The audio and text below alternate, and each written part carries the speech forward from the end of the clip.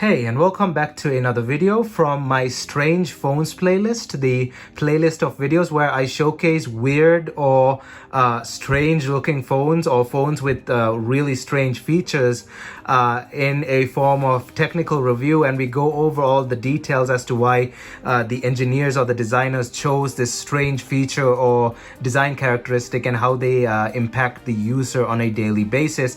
And what we have here today is the Nokia 7370 from 2005, or specifically this phone, the 7373 from 2006. Now, they're essentially the same phone. The 7370 and the 7373 are the same phone. It's just the 7373. This one had a 2 megapixel as opposed to the 1.3 megapixels on the 7370. And of course, the 7373 also had a micro SD expansion slot up to 2 gigabytes, while the 7370 did not. So a slight difference, but everything else on the phones are exactly the same. So this covers both those devices. Now, these phones were from the Nokia L Amour Collection, which was a collection of fashion-oriented, really stylish Nokia devices. However, apart from their good looks and style and premium build quality, they were really great Nokias at heart, and they had all the great features that you could expect from a Nokia phone at the time.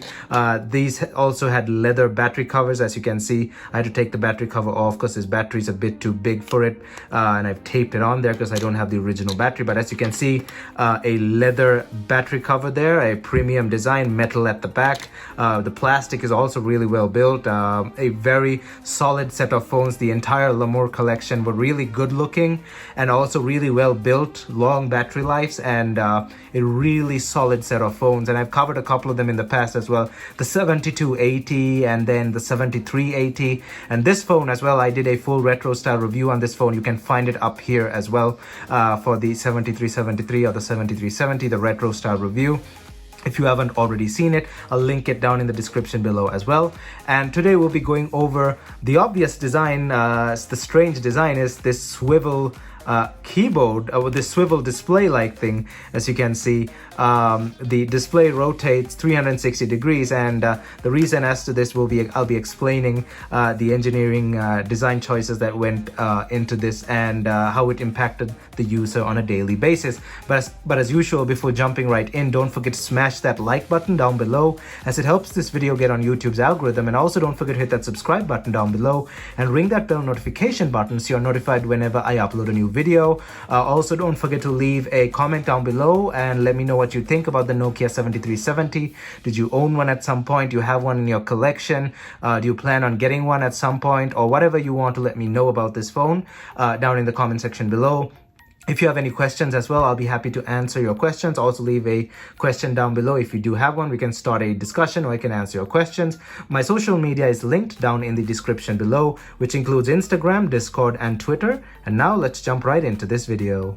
So like I mentioned earlier, if you want to see all the details regarding this phone, the design, the build quality, the software, everything, go watch the retro style review video up in that card that I put earlier, and I'll link it down in the description below as well. But now, like I said, we'll be focusing on only the strange feature of this phone, and that is this unique swivel design.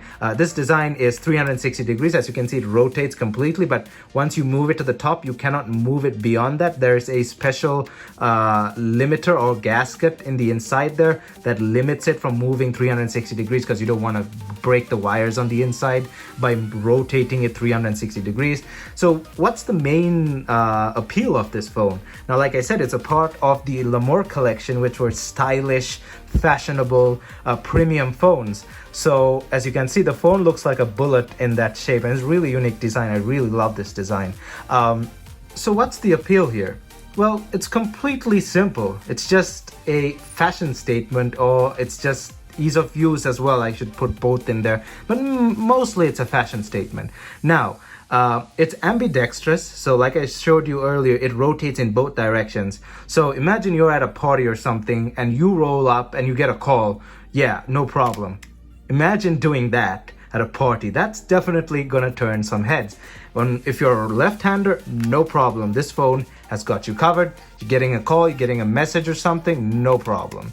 That is Come on, don't tell me that's not cool. That is really cool. Imagine it was like 2005 or 2006. You're rolling up with an expensive Nokia device and just do this in a single motion and the display swivels open.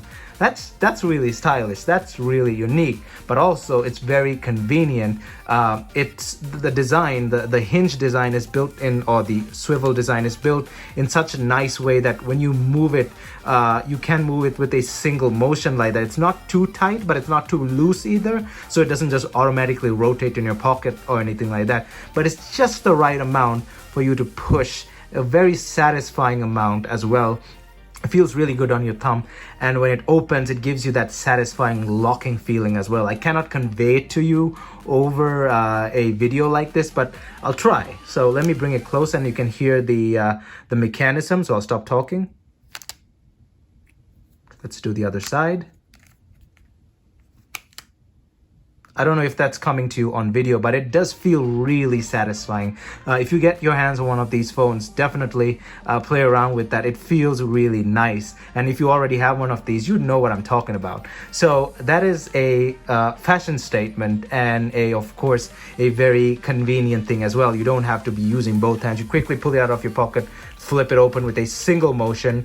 The well-designed rotating mechanism, everything, just make it so easy with a simple motion. And even though this phone is extremely old and has seen better days, this one, the back cover is also sort of falling apart, but still, it's seen better days. However, the mechanism in there still works perfectly, despite as you can see, it has been scratched up and stuff as well. But Nokia's design and build quality translates over to this phone as well. These things were built like tanks, and you'd expect something like that to break off really easily.